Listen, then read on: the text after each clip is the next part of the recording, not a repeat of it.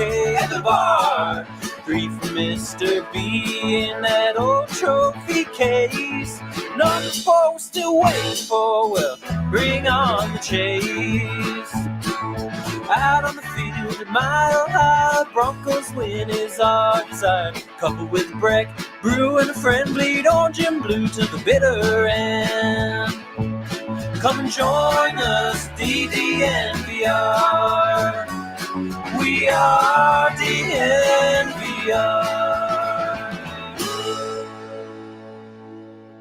We are DNVR. We are live today from Studio C. That's when we're at home. The C today stands for close, as in we are close to learning all about the Denver Broncos schedule. Of course, we will be live tonight at 6 o'clock, right when the schedule drops, giving our instant reactions to exactly the layout of the Denver Broncos schedule. And of course, we'll go from there to getting into some record predictions, because that's always fun. So tune in at 6 o'clock tonight. You're getting a little double dose of us, and it should be a good one. Guys, why does this day feel so big? Because we already know the opponents, but still, I get pumped up for this tonight, finding out exactly the schedule. But in reality, this shouldn't be a big deal. And I know some people feel that way, but other people love finding out exactly how the schedule is going to unfold. I think for people, it's you kind of start planning, right? Like, okay, now we know when the Sunday night games are, when the Monday night games are, when the Thursday night games are. If you're a Broncos fan outside of the market, but let's say you're in the Mid-Atlantic, you're looking at that Baltimore game and thinking, oh, is it possible for me to go watch my guys play up in Baltimore? If you're in Southern California, you're circling those days when the Broncos play the Rams and the Chargers. You obviously know the Rams won already, but not the Chargers won. I think it's a big day. It's a big deal because you feel like you've known the who, and now you know the when, and now you feel like you can kind of start planning the next several months out here. And then it kind of becomes more real when you can say, okay, we're playing the Rams in week 16. We're playing the Panthers in, I don't know, week 6. Like at that point, I feel like it becomes more tangible. That's why it's something. For me, it's a big deal because I am a simple-minded NFL-loving sheep. And whatever they feed me, I'm like, oh yeah, give me some more of this grain. I love this grain. So you like that they've been slow feeding you over this past week? Yes, exactly. Yeah, just give me a trough, fill it with whatever, and I'm gonna eat it up. It doesn't even matter. I'm not even smart enough to decipher what it is. Someone yesterday was like, when I put out my reactions to the rookie numbers, someone was like, why does this matter? And I was like, it doesn't, but I have nothing better to do. It's May 10th. I don't know. It kind of does matter. And we didn't talk about this yesterday, but and Ryan, I'm pretty sure that your rookie or your number ratings reflected this, but Nick Bonito, oh no, what are we doing here? I mean, we're talking about he's wearing Casey Kreider's number of 42. Yeah. I don't like this start for him. You gotta think beyond the Broncos. Yeah. No. What, Ronnie Lott? That's the only one. No, you gotta think beyond football. Oh yeah, see, I can't do that. Yeah, that's Jackie Robinson. I mean, I think anybody wearing 42 is great. I don't care what position. I don't care what sport. It works. And then for me being I was a James Worthy fan growing up. I mean, James Worthy wore 42 with the Lakers. You know, there have been a lot of great 42s. It didn't bother me. For me, there are specific numbers for specific sports. If you're like a college player or something that wears 42 in baseball, I'm like, that's dope. Like, great nod. But in football, it just looks bad, so I can't get past that. But someone did respond to me like, damn, I can't believe the Broncos drafted a long snapper in the second round. That's what it feels like. There were some good numbers out there, though. I really like Greg Dulcich wearing number 80. Yep. I think he nailed that. I personally like Innie wearing number 96. I know Shelby Harris isn't a fan of that. Think it should be hung up for him, but I'm gonna address this carefully, I guess. because Shelby obviously feels very passionate about it, and he's entitled to feel that way. But in the most respectful way I can say it, he has no ground to stand on. I mean, yeah. I mean, Yeah. how many jerseys are retired with the Broncos, and how many jerseys stay out of circulation after a player wears them but aren't retired? I can think of 58, 2 24. right now. Exactly. Yep. Yep. And Those are and the those two. are those are Hall of Fame guys. Literally, one was a first ballot Hall of Famer. Number probably should be retired, and the second is going to be a first ballot Hall of Famer. And the thing that sucks is, like, again, he's totally entitled to feel that way, and he also didn't say it should be retired. He just said crazy, Mhm. which again, like, again, I get it. These guys are competitors. They feel like they gave a lot to an organization, which he did. It's understandable. The problem is, like, then people start coming at him directly, saying, like, "Dude, you weren't even that important. Like, what are you talking about?" Then he gets more upset. So I understand the whole thing. I'll just say, like, no way, dude. Like, no way would they hold that aside, especially because there's only so many numbers, and there's a ton of players. Especially right now, there's a ton of players. Right. I mean, you look at the '90s, for example, with Any getting 96 and Matt Henningsen getting 91. All the 90 numbers are accounted for. Yep. There's literally, I mean, what is he supposed to do? I mean, I'm going through the 70s, I guess. That was an option. Hell no. No, can't do that. He could have had That's like 42 on an outside linebacker. could have had Sure. 71 Oh or my No, god. no, 70. no. Stop. You're Yeah. making me sick right now, Mase. I can't But yeah, can't do it. But I mean, you look at hey, Drew Lock's number got reissued the day he was traded. Noah Fant's number got reissued as soon as Eric Tomlinson could choose a number. Shelby actually got longer to preserve his legacy in '96 than the other guys who were traded. Here's what I'll say about Shelby, and credit to him for this. That was already a good number, but he made it a dope number in Denver these past few years. He looks so good in '96, and if I'm any coming in, I'm seeing what '96 looks like in a Broncos jersey, and I'm saying, hell yeah, I want that number. So it's a credit to Shelby for making it a really good number. Ryan, was that the one that you put fire emojis next to? Yep. Yeah, My that's favorite exactly how I choice of feel. all of them. I think it's a fantastic number, and I think Shelby over these past few years made it look really good. And I just have to tell my guy Henry here that he's wrong in the comments. First of all, he said his first comment was crazy, man. And if no one would have responded, then yeah, you probably could have made that case that, like, he wasn't saying no one should use it. He just said that's crazy. But then someone responded to him, and he quote tweeted them and was like, "Sorry, I've accomplished more in my life than you, and I expect to be respected." So that's him saying that no one should be wearing it, not him just saying it's crazy or whatever. Again, Right. I don't expect him to not feel that way. I just he doesn't have a great case. Yeah. Is he wearing 96 in Seattle? I believe so. But I mean, he's been around the NFL long enough to know the old cliche about the NFL stands for not for long, right? I mean, and again, 90s, there's only 9 good numbers or 10 good numbers for defensive linemen. So, like, it's not even like they could use like one or something, like they have the smallest window of good numbers. He's got 93 in Seattle. Okay, there you go. Interesting. He seemed very attached to it. Yeah, he's sure. He can't have 96. I guess Cortez Kennedy. There you go. That's right. Okay. I guess that's enough number talk. But yeah, the schedule release is awesome. I don't know.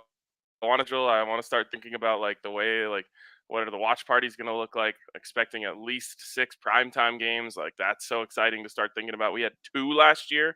One was Thursday night football, and both, like, parties at the bar were incredible. So just thinking about all those night games is going to be sweet.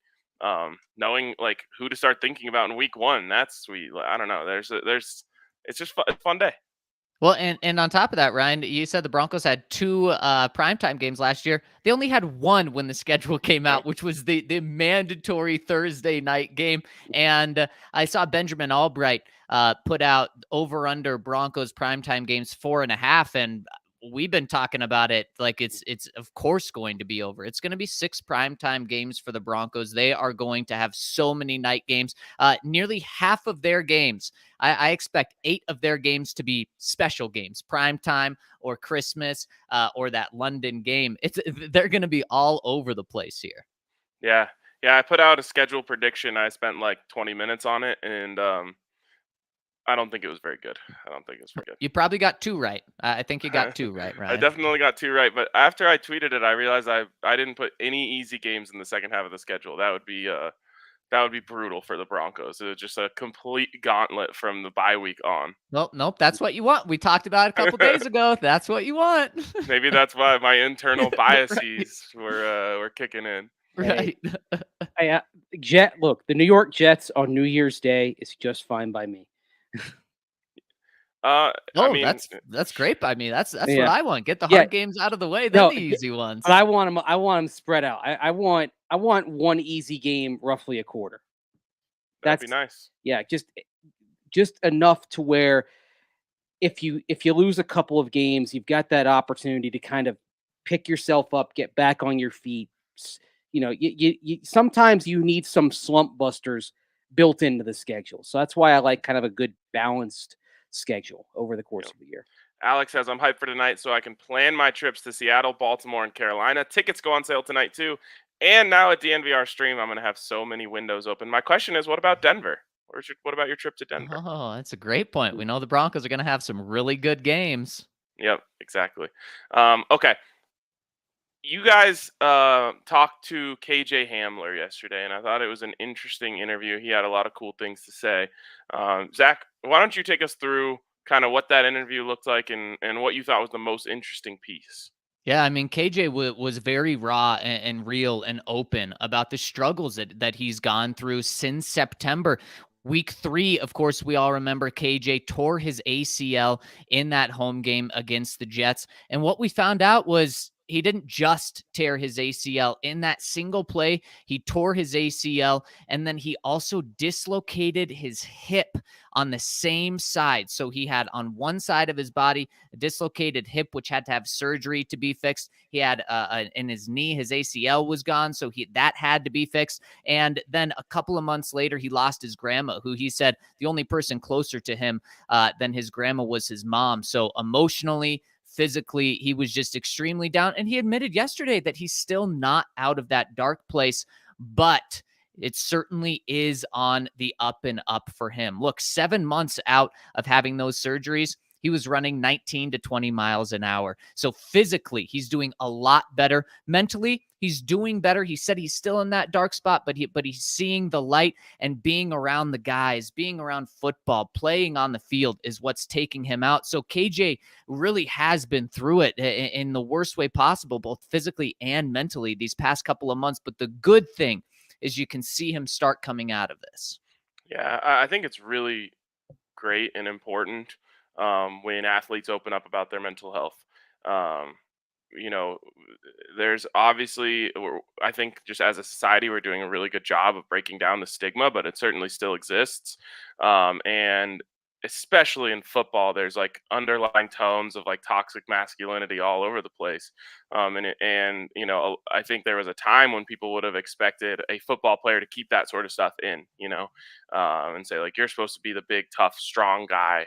You shouldn't be showing weakness by saying that you've been in a dark place and you've been struggling. So first of all, I just want to, tip my cap to KJ for being open and honest about that. And, you hope that he has all the resources that he could possibly need to feel better.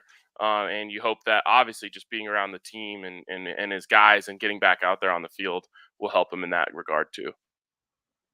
Yeah, 100%. And now when it comes to where he is at physically right now, he's in a good spot. Like I said, a couple of months ago, he was already running routes. Now he's running out routes, which is putting a lot of pressure on his leg. And I asked him where he was in terms of what he's able to do, and he didn't say that he has no limitations, but essentially what I got from reading everything and listening to him was he has no limitations until the trainers say, okay, let's just pull it back a little bit. You've been doing a lot right now. Let's pull it back to make sure that swelling doesn't get too intense, to make sure that you're able to go tomorrow. So to me, it seems like he's doing everything. And we've seen the videos that the Broncos have dropped. We haven't been able to watch a full practice yet, but the clips that we've seen on field in person, KJ's out there doing normal things. He's catching balls. He's running routes. He's running full speed seemingly. And he told us he's running 19, 20 miles an hour, which is pretty damn fast. So physically,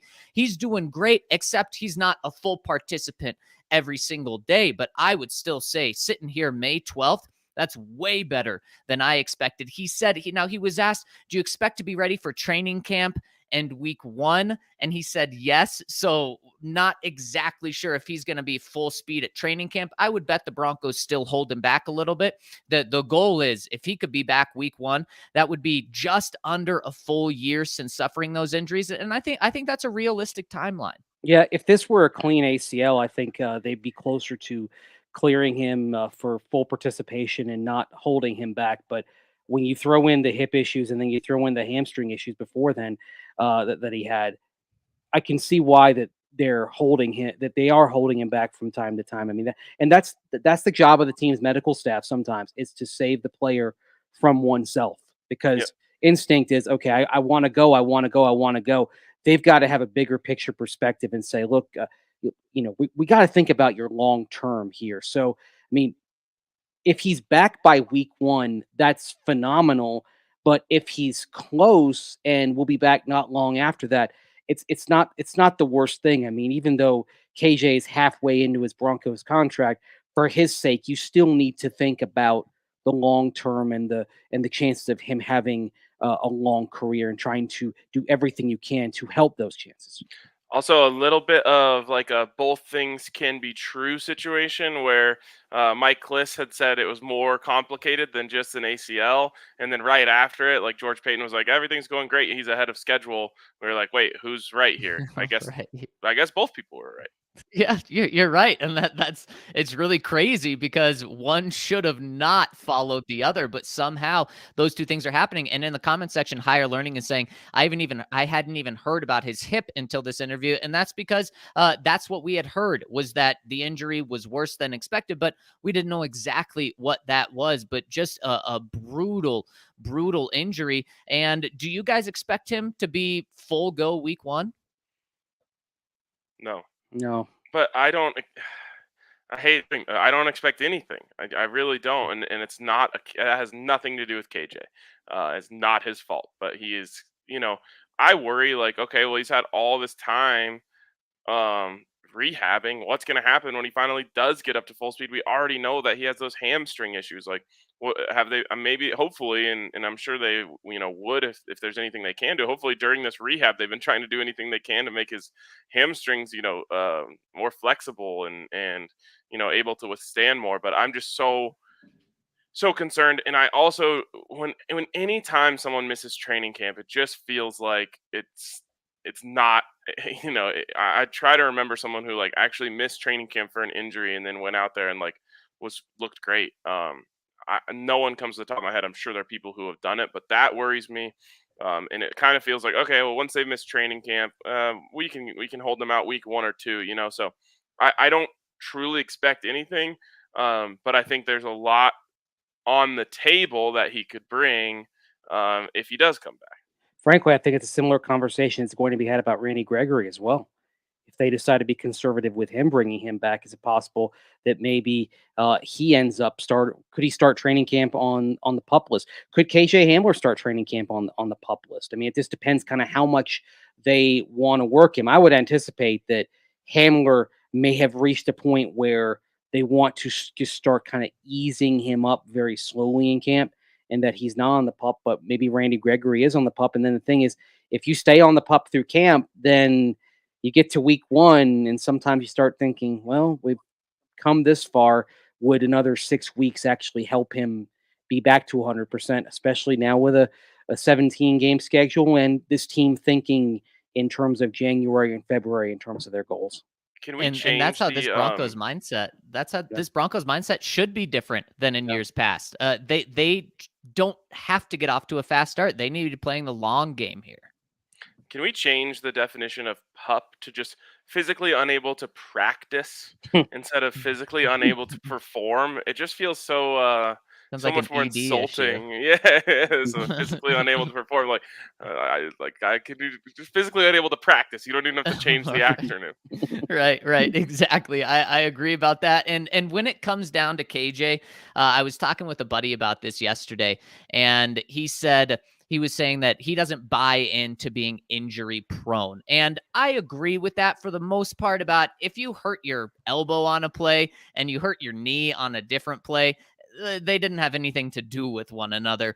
However, with KJ, and when we talk about him, I do think the hip in the ACL, it was a freak injury, but he had 4 hamstring injuries in during the course of his rookie season in 2020, I should say, before he came out and then when he was on the team.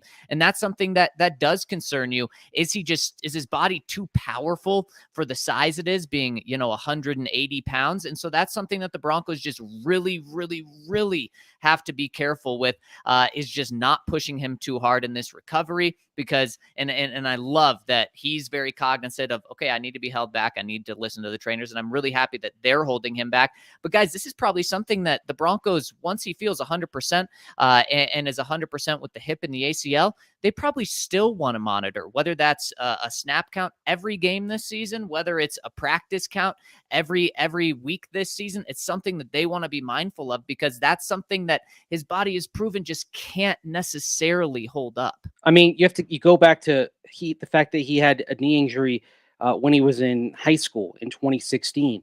And so basically you look at 2016 through 21, and he was a redshirt in 17, played 18, played 19. But that's 3 of the last 6 seasons that have been significantly affected by various and sundry injuries. And so, unfortunately, I mean, it's not something that he wants to hear. It's not something that supporters of KJ Hamler want to hear. But the record is he's injury prone. Yeah, and I kind of agree with what you're saying, Zach. And it doesn't mean you're injury prone if it's always something different. But didn't you have friends when you were younger who always had some sort of injury going on? I had one of my buddies who literally, I believe he broke both arms and broke both legs multiple times. Oh my God. And the funny part was he actually listens to this show. Shout out Ben. But the funny part is he loved milk more than any of us. That was just he's the type of person who we would go to a restaurant. He'd be like, "Do you guys have milk?"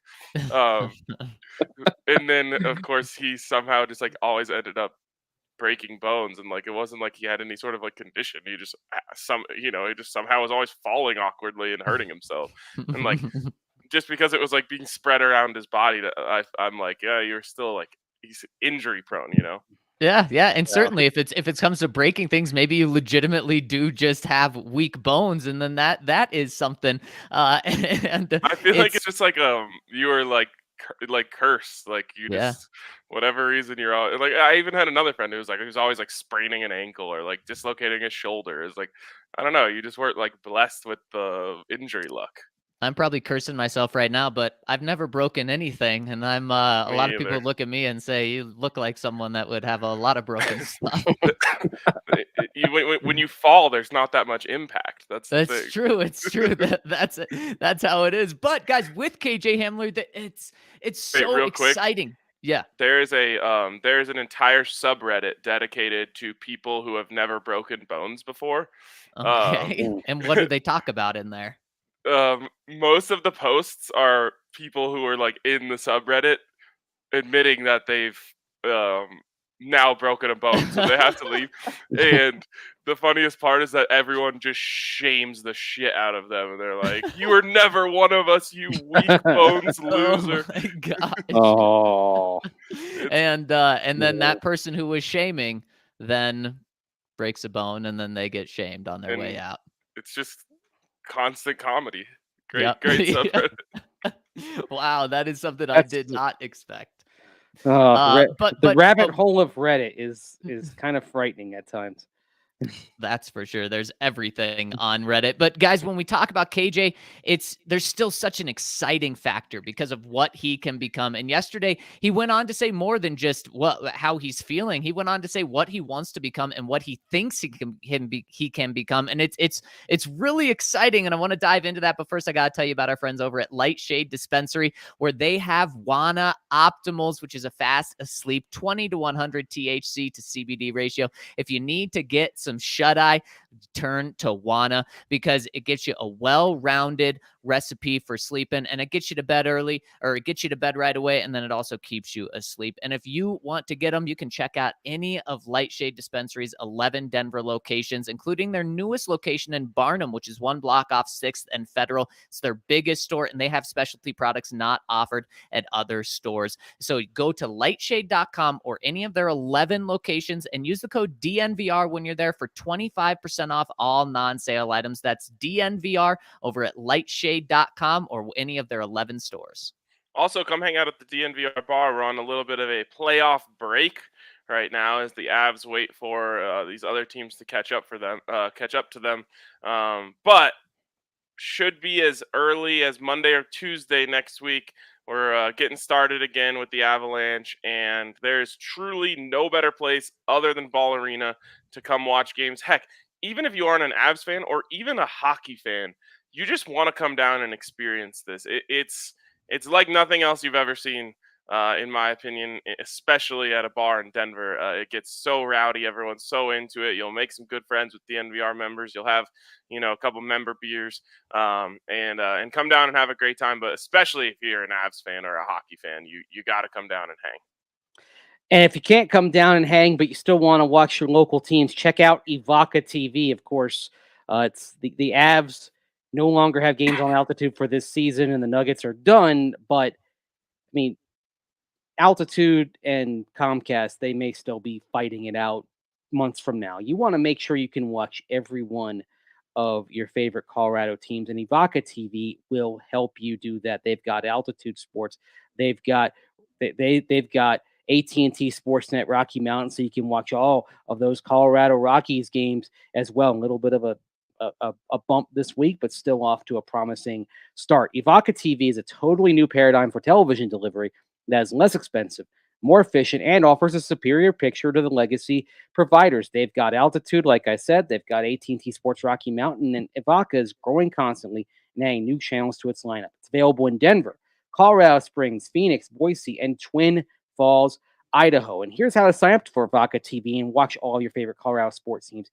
Go to evoca.tv/DNVR. That's evoca.tv/DNVR. Use the promo code DNVR and get $10 off your first 3 months at Evoca. That's going to be only $15 a month for Evoca for the first 3 months, plus the cost for a receiver. You have no contracts, no hidden fees. You can rent the receiver or you can purchase it up front. Either way, you're going to be good to go to get all your favorite Colorado teams. So check out evoca.tv/DNVR.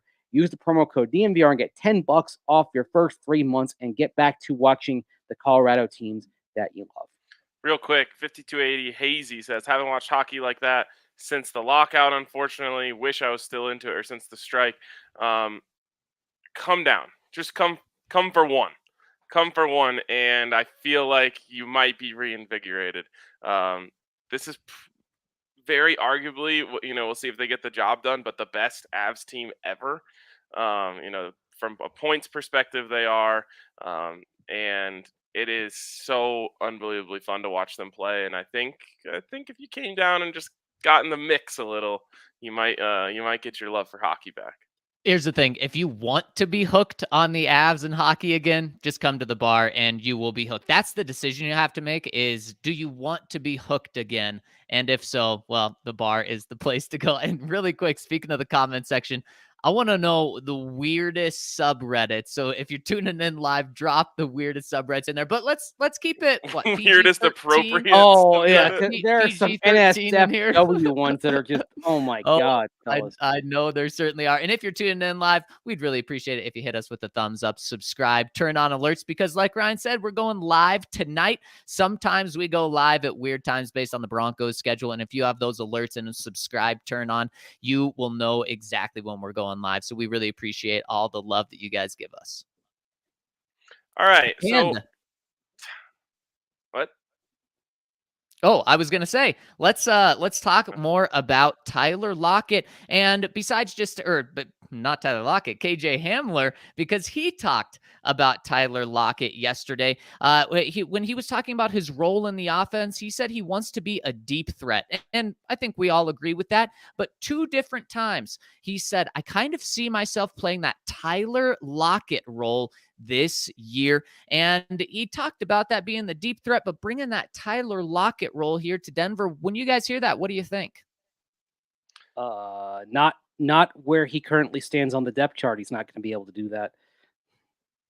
I get where it's coming from, right? I think there's definitely similarities there, and KJ might even be a tick faster than Tyler Lockett, and also a tick lesser as just a polished receiver. But when I'm sure all of these guys were just like us, right? As soon as the Broncos got Russ, they're just pulling up any Russ highlight they can possibly watch. And of course, when KJ sees Tyler Lockett running those slot fades and the deep posts and all that stuff, KJ saying, "Oh, I can do this, man. I can run these routes." And I think it's a great goal for him to attain, to set for himself. Remember, when the Broncos drafted KJ Hamler, it wasn't all just about speed. He is also a very crafty route runner. The problem is we just have barely got to see it. And there are some really good highlights out there of him showing that off. So I think that's a really great person for him to model his game after. The interesting thing is should they be watching more Seattle tape or should they be watching Green Bay tape? And seeing where they fit in the offense, because it's probably somewhere in between those things. But if KJ wants the ball, make yourself as much like Tyler Lockett as you possibly can, because Russ loved him some Tyler Lockett.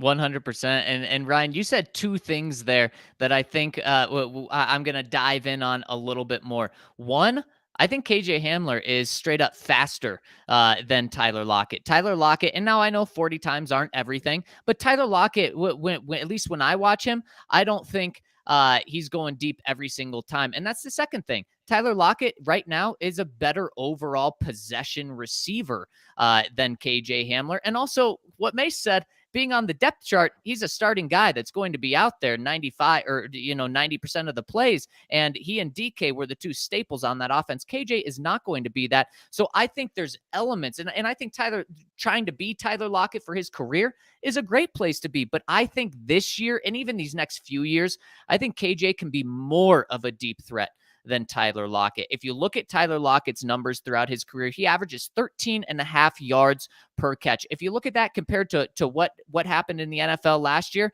that puts him 34th in the league for yards per catch. That's not where KJ Hamler should be. KJ Hamler should be where Tyler Lockett was just last year, where Tyler Lockett averaged 16.5 yards per catch, or 17. That's what KJ should be. So I think that this year, in the next few years, KJ should be a bigger deep threat than Tyler Lockett. However, KJ is not going to be getting 100 catches, 82 catches, 73 catches. That's what Tyler Lockett's done these past 3 years. I think that's crazy to expect that. I mean, I would even say the reception numbers from his first 3 years, when Lockett was making his name as much as a returner as a wide receiver. And if Montreal Washington is what Dwayne Stooks hopes he can be, that opportunity is not going to avail itself for KJ Hamler. But you go back to Lockett's first 3 years, 69 targets, 51 receptions as a rookie, 66 targets, 41 catches. Second year, 71 targets, 45 catches. He's going to be hard pressed to even get those numbers. I think the thing that you kind of look back at in all of those years, Lockett was generally second among wide receivers on the Seahawks in terms of how they were used. You had Jimmy Graham kind of in there as well, but he was basically the number 2 wide receiver. And I mean, you admire how KJ Hamler is working, no doubt, but at the same time, is he going to push Cortland Sutton out? Is he going to push Tim Patrick out? Is he going to push Jerry Jeudy out? That's kind of hard to envision right now unless you have multiple injuries among those top 3 guys. Yeah, what's interesting is like you got to ask yourself who is more likely to be running. If they bring over concepts from Seattle, which of course they're going to do, especially the ones that Russ loves, who's more likely to be running the Locket routes? Is it KJ Hamler? I don't. I think it might be more likely that Jerry Jeudy is running those routes. I agree. So again, I think that's exactly how KJ should be envisioning himself. He should be saying, "I'm coming in here. I'm watching Tyler Lockett tape. I'm becoming that for Russ. I want those 70+ catches. I want to get the ball near their line of scrimmage too, not just be running straight routes."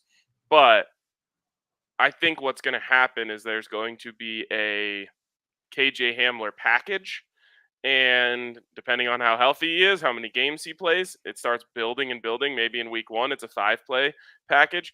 Maybe if he stays healthy all year, by the end of the year they've got 25 KJ Hamler plays that they're putting in there, and obviously he's not going to get the ball on all of them, but they're saying, hey, let's use KJ to stretch the field here. If he's open, throw it to him. If not, there should be some room underneath that, and that, at least for this year, is probably where he's at now.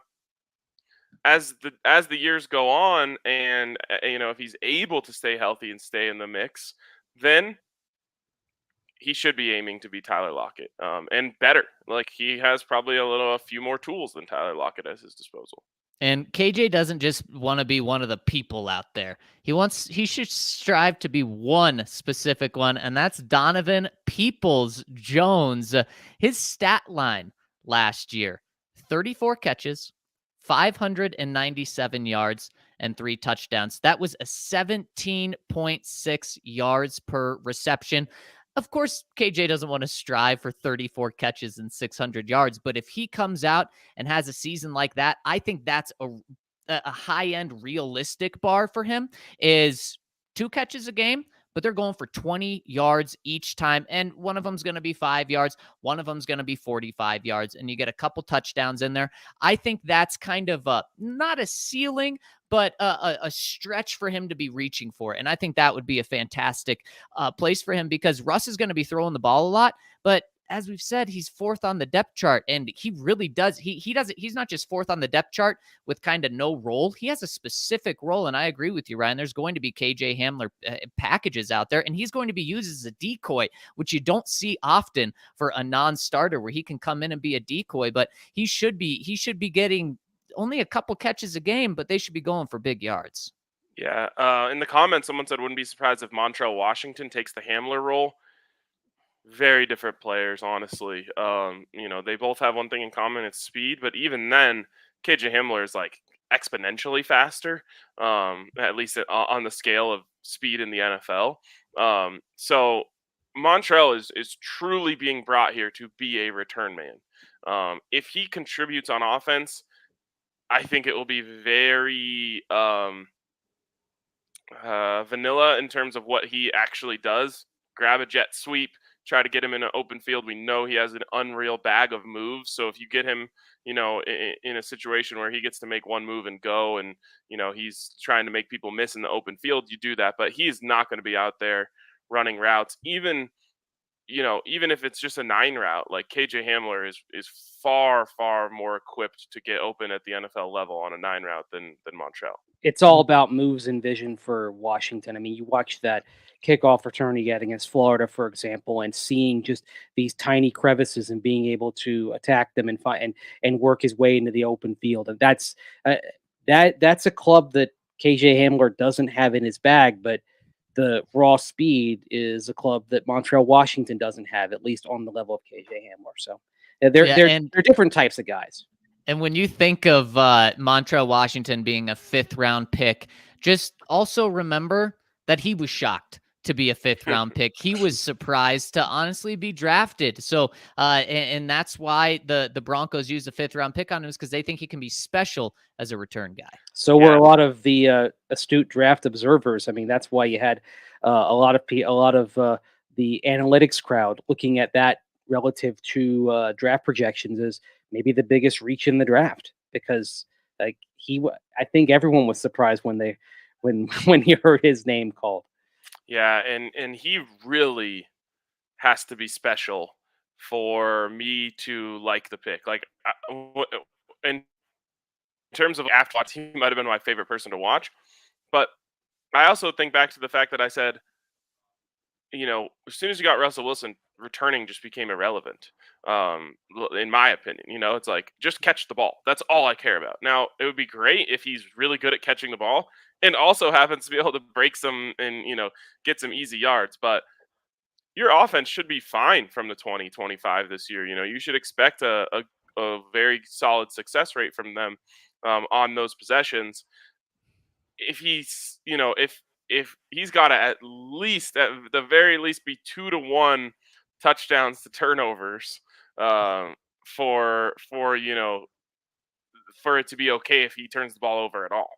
Man, I don't think he has to be special. I really love them using a 5th round pick on just a pure returner. I kind of like that we disagree about that, but you do bring up a good point. You don't have to force things on special teams, and he should not be forcing things like he did in college, where, of course, Ryan, you dug up that he says he doesn't fair catch, and I like how he's already said, no. I will certainly be fair catching in the NFL, as you should. Never put the ball in harm's way, because Russell Wilson should be touching it every single time unless Montrell Washington gets in the end zone. But what man, I just think about, even when you had Peyton Manning, you still could have had Trendon Holiday win a playoff game for you if it wasn't for Raheem Moore and everything that went down that game. He had 2 touchdowns in that game to keep him in. That's going to be Montrell Washington. There's going to be a game where the offense can't do anything, and you hope that he's able to do something to get enough of a spark where then the defense can win the game. I mean, why should we have a phase that's lesser? I mean, you point to that playoff game. I mean, there's a reason why that 2012 team was the best overall team of the Peyton Manning era. You had a top 5 defense, and then you had, I don't know where it was in the Rick Gosselin rankings, but Britton Colquitt had a good year. Matt Prater had a great year, and Trendon Holiday was a threat to go the distance every time he touched the ball. I mean, that was maybe the best. That's the best 3-phase team the Broncos have had probably since the 97-98 seasons. And again, you had Darian Gordon, who was a threat to go all the way on punt returns back in the day, and not a defense that was stout in terms of yards allowed, but produced a lot of takeaways, in the offense being what it was. Yeah, let's shoot to get every phase of this team right. Yep, exactly. I just, I think we're talking about PTSD in the comments about Zach bringing up Raheem Moore. My PTSD is Isaiah McKenzie, who was almost the exact same thing, drafted strictly to be a returner, maybe to help out on offense a little bit in limited packages, given the job essentially from the second that he walked into the building, and was like an out and out failure. Couldn't have gone worse. So that's where I'm at, of like, okay, you better get this right, or else it will, you end up cutting them because you can't handle the turnovers, touch wood, and it was a waste of a pick. So that's where I'm at on it a little bit. One last thing on like the KJ Hamler comp. When KJ Hamler went down last year, you did not see Deontay Spencer getting almost any snaps in his role. No, 100% not. And I think you're right. That's not going to be Montrell Washington. He's not going to be a backup to KJ Hamler and be taking those snaps in training camp and preparing to be him. And Ryan, just really quick on the Isaiah McKenzie comp. I think because Isaiah McKenzie went out and now he's succeeding, not just as a returner, but as an offensive weapon out in Buffalo, that points to the coaching staff doing it wrong and handling him wrong, probably from the minute he got here, because he was just given the job. And then I remember they were flip-flopping on what they were going to do with him. It's like, he's not going to catch punts, and then he's back there catching punts, and then he doesn't know whether to go out of bounds or not. And that right there is going to, it's a big job on this coaching staff on how they're going to handle it. And right now, they haven't given him the starting job, but I mean, they've pretty much put it on a silver platter and said, Bud, as a rookie, you have this job unless you blow it. Yeah, and that's the thing is what kind of went wrong in 17. It wasn't that Isaiah McKenzie went into camp as the number one punt returner. It was that as the struggles mounted, as the ball security issues mounted, he didn't lose the job. And that's a key thing. And that was one of the things that frankly caused Vance Joseph to lose respect, especially from some veterans in the locker room. That's like that McKenzie was going out there and having misjudgments and making bad plays, and they were still putting him out there. They're like, what has this kid done? Why is he keeping the job despite all this? Where's the accountability for him? Yeah. And despite the flashbacks to Raheem Moore and Isaiah McKenzie, there's been a lot of smiles in the first 40 minutes of this pod. And if you want your smile looking great, you got to visit our friends over at Green Mountain Dental, where they are the best damn family-owned dentistry in the Denver metro area. They're only a 15-minute drive from downtown Denver. And when you schedule a cleaning, x-ray, and exam, you'll get a free Sonicare toothbrush. That's all you have to do. Schedule a cleaning, x-ray, exam, take care of your teeth, and they're going to give you a free Sonicare toothbrush. We all got to go to the dentist a couple of times a year. You might as well go to people that aren't just going to treat you right, but they're going to be able to talk Colorado sports with you because they are diehard Colorado sports fans. They're part of our family, and you guys know supporting our partners is supporting us, so we'd appreciate it if you checked out Green Mountain Dental. All right, we got a couple super chats to hit here, so let's do that real quick if you could bring those up, Kale. First one here from Kenji McCarthy. Hey guys, I always think about this scenario. If you could go back in time 3 years and show this year's roster to yourselves then, how would you react? Oh wow! I mean, you'd be over the moon with this, because what are we talking about 3 years ago? It's Case Keenum. Well, no, it would 3 years ago. Right now, you would have just had the 2019 draft, so you would have just drafted Drew Lock. Right, you would have just drafted Noah Fant, and you would have had Joe Flacco as the quarterback. I mean, yeah, we would have been being sold on Joe Flacco being in his prime. Mase, I can't believe that's 3 years ago. That feels like 10 years ago. Oh my goodness. Oh, I know, but I mean, it just life moves pretty fast. Like the first reaction would have been, "Oh wow, they got Russell Wilson." My second reaction would have been looking at the roster and not seeing Drew Lock and not seeing Noah Fant. And I would have been like, and Von Miller. And Von Miller. Well, Von Miller I could have seen because his contract would have expired by then. True. But with Fant and Drew Lock, I would have been like, what happened? I would have wanted to know what took place. Yeah. Why they didn't work. I don't even think I would have made it past the first. Like if the first line of the roster was Russell Wilson, I wouldn't have even kept looking at it. I would have just been like, "Oh my god, this is amazing." Right. And I think not seeing Joe Flacco on there still, I think I probably would have been like, I told you he wasn't the guy. Yeah, you would have been like, John We Elway all were. lied to us. He lied to us. Elite Prime, baby. Yikes. He wasn't the only one. He takes the most flack for that. But a lot of people on that coaching staff were very, very wrong about what Joe Flacco was. You mean he takes the most Flacco for that? He does. Oh, Yes, yes. he does. And I guess he deserves it. But man, I heard some. I mean, I even reported it at one point that the Broncos believed he would be a top 10 quarterback in the NFL that year. Yeah. Did he ever have a top 10 game? Top 10 week in QBR. Right. I don't know. Maybe that Jacksonville game. I don't know. Maybe maybe the Charger game when they actually won and he had the deep strike to Cortland. I don't know. I forgot all of that. Yeah, me too. Honestly, I remember two things from the Joe Flacco era. One, I don't know why I remember this, but on the very first drive, I believe it was, or one of the very first drives of his first game, he threw a missile to Cortland Sutton on a slant. Or maybe it was a post. I can't remember exactly. But I just remember being like, oh, okay, that's a throw that Case Keenum couldn't have made. And that was like a good start. And then the other thing I remember is just the play he got injured on, and of course the very open minded quotes afterwards. Yeah, he knew he was done, and he wasn't going to go out without shooting a shot. Yeah, exactly. Yeah. All right, let's get into the comments here over on oh, sorry, there was One one more. From Kenji again, been a lifelong fan, man, and I'm hoping to catch my first Broncos game this year. Hoping to meet y'all. Keep being awesome. If you're in Denver, you will definitely have your opportunity to meet us. It's gonna be a great year of tailgates. I can't fathom it, and it's awesome. It's going to be so cool. And we were asked the question, what are we most excited for this year, non-football related? Like, what's going to be the most different? And that was what I said, was just the tailgates and the pregame experience outside the stadium is going to be so much better. And I think it's going to hit us the most because, I mean, we were one of the only people out there having tailgates already. It's going to be blowing up this year. Yep, totally. All right, let's jump into the comments from the listeners here. And the first one comes in from JPat SoCal Bronco.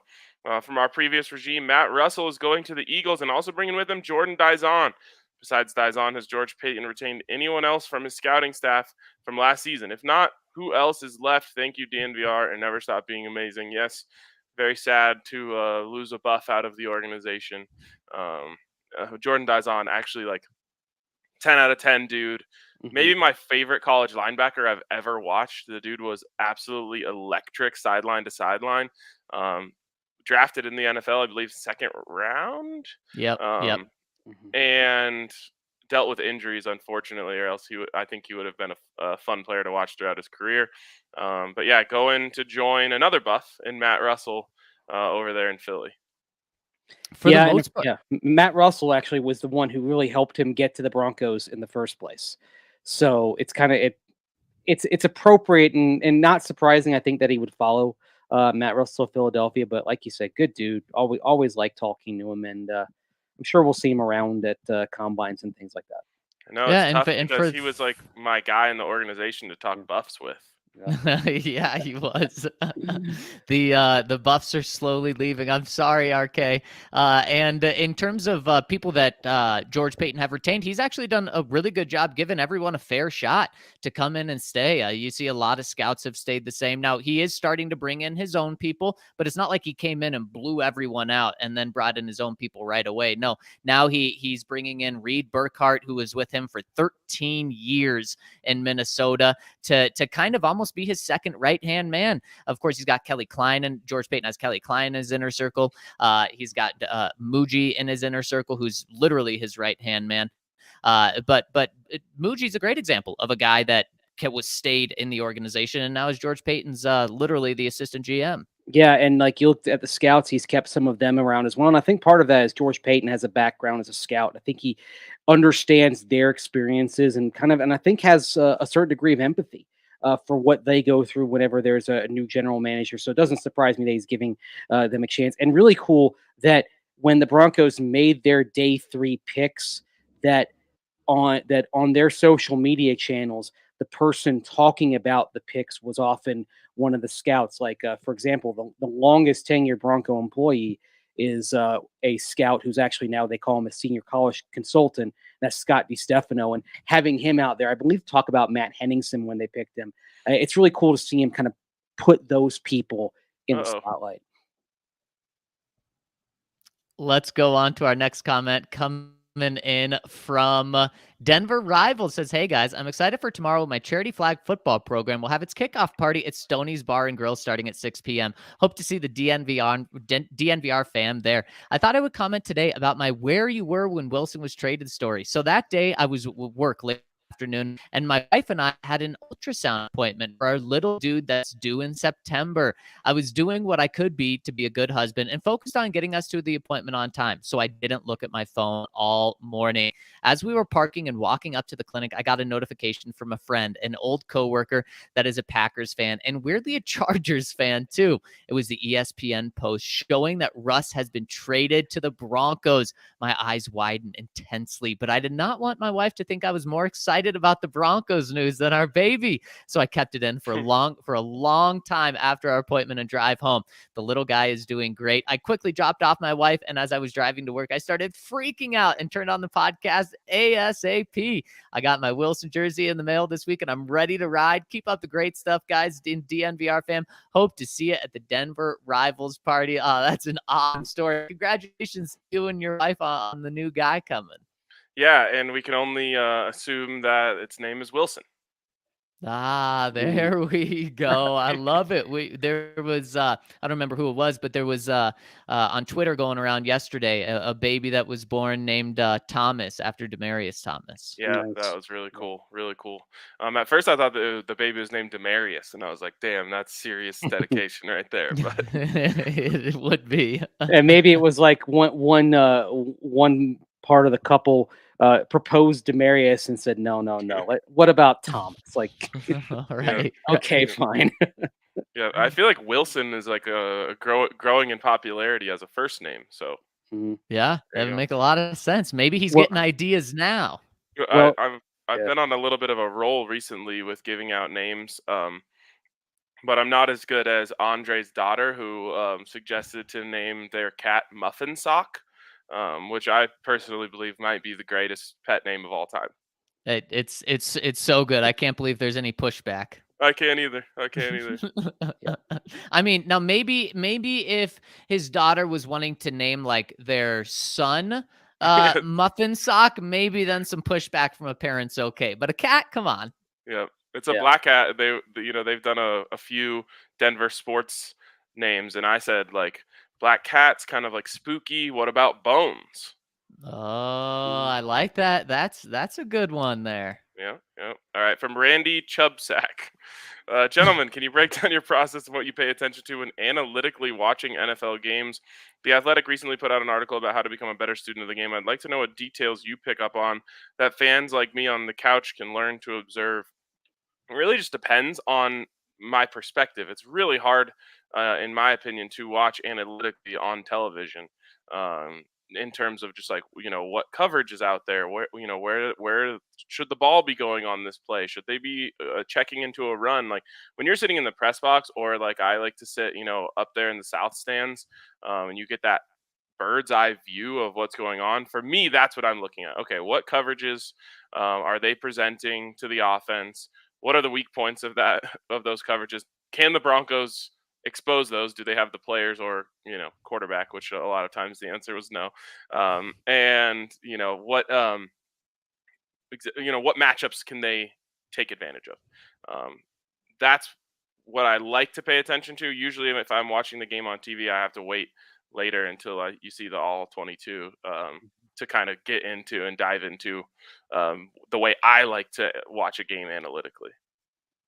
Yeah, I think And- for me, I think it's I try to kind of watch from the inside out, and like when you're in the press box or even watching on TV, far more often than not, you're going to get a replay on what's happening with the ball.